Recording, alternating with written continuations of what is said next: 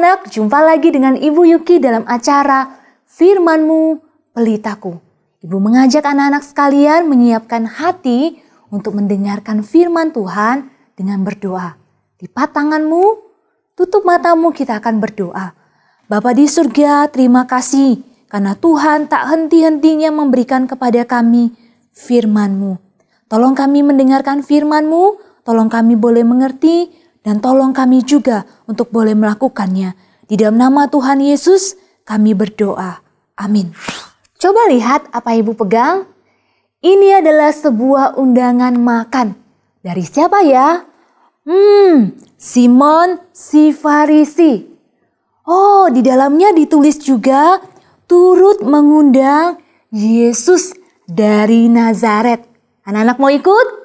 Ayo, kita harus melihat apa yang akan terjadi di rumah Simon orang Farisi itu karena Yesus akan datang ke sana. Wow, di rumah Simon sudah disiapkan, ada banyak makanan yang dihidangkan dan rumah Simon ramai sekali. Simon adalah seorang Farisi yang tentu terhormat dan terpandang dan kini ia mengundang Tuhan Yesus untuk makan di rumahnya. Ini bukan hal yang biasa.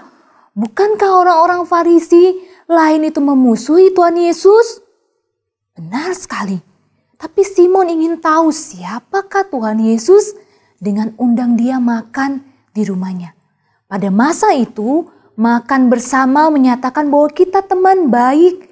Kita ada hubungan yang dekat. Tapi apakah sungguh-sungguh Simon menganggap Yesus sebagai teman yang baik? Mari anak-anak akan lihat apa yang Simon lakukan terhadap Yesus. Simon tidak memberikan penyambutan yang terbaik seperti untuk tamu terhormat. Pada masa itu, tuan rumah yang mengundang harus memberikan penyambutan kepada tamu kehormatan mereka. Harusnya tuan rumah menyediakan air untuk mencuci kaki para tamu karena kaki mereka pasti kotor dengan debu dalam perjalanan.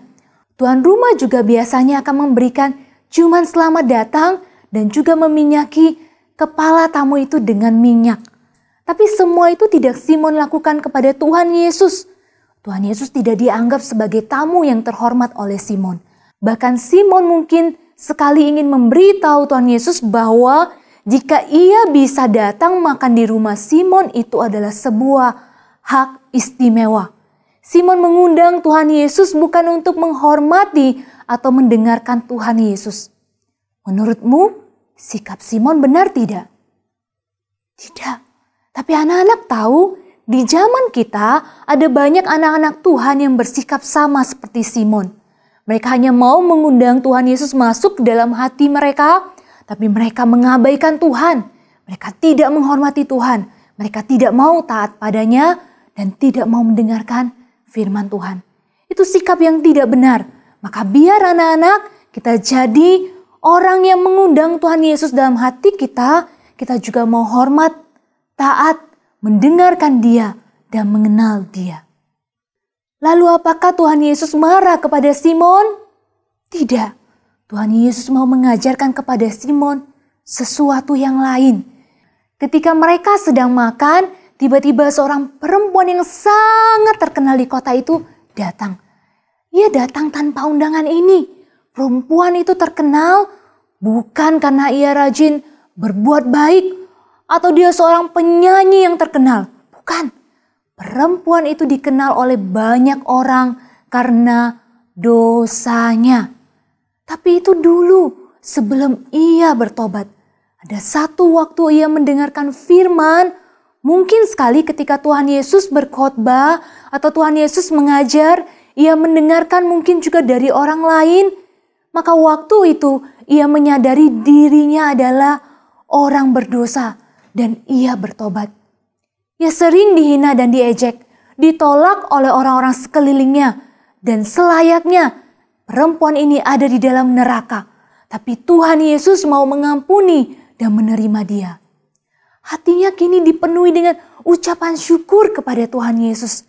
Maka ketika ia mendengar Tuhan Yesus ada di kota itu dan sedang makan di rumah Simon, dia ingin mengucapkan rasa syukurnya kepada Tuhan Yesus. Maka ia pergi ke rumahnya, ia membuka lemarinya. Ia ambil yang terbaik yang ia miliki, kemudian ia berlari menuju rumah Simon. Sekarang ia ada di depan pintu rumah Simon. Dan ketika ia melihat Yesus, hatinya tergerak dengan ucapan syukur yang berlimpah. Karena Yesus mau mengampuni dosa orang berdosa seperti dirinya. Ia mau menjumpai Yesus, sahabat orang berdosa itu. Maka ia kemudian maju perlahan, berdiri di belakang kaki Tuhan Yesus. Ia menangis di dalam sukacita sampai air mata itu membasahi kaki Tuhan Yesus. Melihat hal itu, ia segera pakai rambutnya untuk keringkan kaki Tuhan Yesus. Ia tidak peduli apa yang orang akan bicarakan tentang dirinya. Ia hanya ingin menyatakan kepada Tuhan Yesus kasih-Nya yang besar itu. Perempuan ini tidak bicara satu kata pun, tetapi ia menyatakan kasih dan ucapan syukurnya lewat perbuatannya. Ia kemudian menciumi kaki Tuhan dan perlahan ia membuka hadiah terbaik yang ia miliki, yaitu minyak wangi yang mahal harganya. Ia buka, ia tumpahkan semuanya di kaki Tuhan Yesus. Tidak ada hal lain lagi yang dimilikinya. Seluruh yang terbaik yang ia punya, ia berikan kepada Tuhan Yesus. Kenapa anak-anak? Apakah minyak wangi itu kurang mahal? Tidak. Karena pengampunan yang ia terima itu lebih besar, lebih berharga dari minyak itu. Maka perempuan itu tidak sayang waktu harus tumpahkan bagi Tuhan Yesus. Waktu Simon melihat apa yang perempuan itu lakukan kepada Tuhan Yesus, Simon tidak suka dan mulai berpikir, jika sungguh Yesus ini seorang nabi, harusnya ia tahu siapa perempuan ini. Ini perempuan berdosa. Anak-anak, Yesus tahu tidak perempuan ini perempuan berdosa? Tahu. Yesus tahu apa yang dipikirkan Simon tidak? Tahu.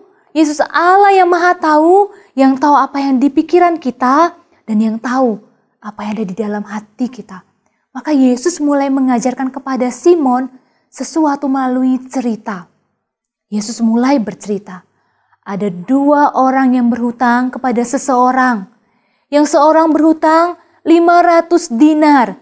Yang lain 50 dinar. Mana lebih besar anak-anak?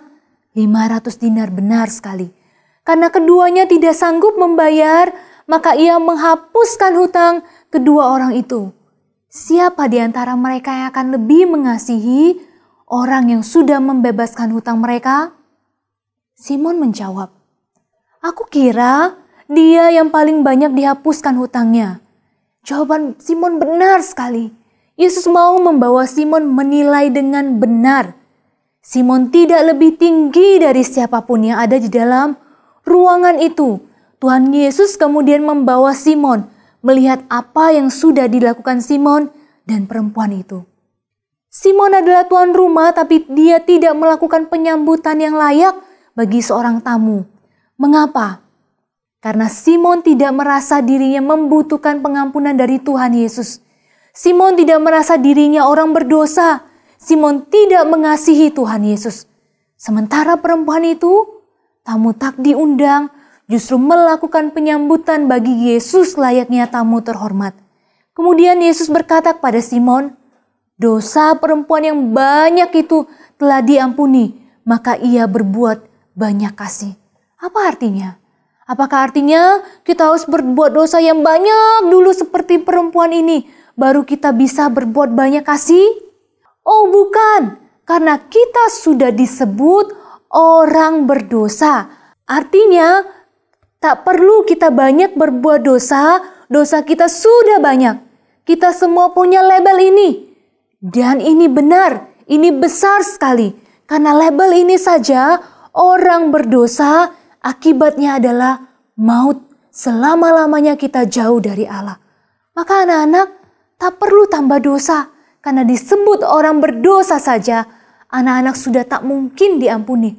Jikalau bukan Tuhan yang kasih pengampunan yang besar bagi kita. Apakah kita sudah banyak diampuni? Sudah. Maka kita semua adalah pendosa-pendosa besar yang sudah diampuni Tuhan yang besar.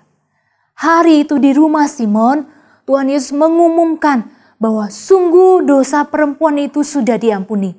Karena sudah diampuni, maka ia dapat melakukan perbuatan kasih yang tulus kepada Tuhan. Ia melakukan hal-hal yang baik bukan lagi untuk diampuni Tuhan, seolah-olah kita sedang menukar sesuatu dengan Tuhan. Tidak demikian. Hal-hal yang baik dilakukannya sebagai ucapan terima kasih karena pengampunan yang sudah Tuhan beri. Ia tidak menyangka bahwa Kristus akan mengumumkan pengampunan bagi dirinya itu depan semua orang. Ia pulang dengan sukacita, dengan ucapan syukur yang berlimpah kepada Allah. Sementara orang-orang Farisi lainnya yang ada di rumah Simon tidak senang mendengarkan apa yang Yesus katakan. Bahkan mereka ngomel, siapakah dia ini? Kok boleh mengampuni dosa orang berdosa? Siapa dia anak-anak? Kita tahu Yesus adalah Tuhan yang menciptakan kita, yang menebus kita, yang menyelamatkan kita. Kita yang sudah diampuni dari dosa yang besar itu dengan membayar nyawanya sendiri. Dan sekarang Tuhan Yesus mengundang setiap anak-anak untuk datang kepadanya dan menerima pengampunan yang Ia berikan. Karena tidak ada yang lain yang bisa memberikan kepada kita pengampunan selain Tuhan Yesus. Percayalah kepadanya. Dan setelah menerima pengampunan dari Tuhan Yesus, pengampunan itu akan menguatkan setiap anak-anak untuk dapat mengasihi Tuhan. Bagaimana caranya kita mengasihi Tuhan? Salah satunya adalah datang kepada Tuhan dengan membawa yang terbaik yang kita miliki. Oh ibu, saya tak punya minyak wangi seperti perempuan itu. Jangan khawatir karena engkau punya hidup yang sudah Tuhan tebus dengan harga yang mahal. Maka mari hidup bagi Tuhan, jangan menyia-nyiakannya.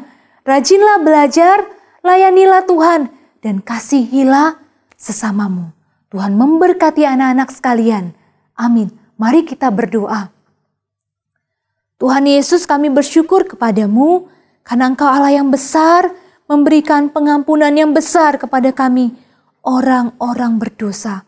Terima kasih Tuhan, kami mau percaya, kami mau terima pengampunan dari Tuhan yang boleh menguatkan kami untuk kami mengasihi Tuhan dan mengasihi sesama kami.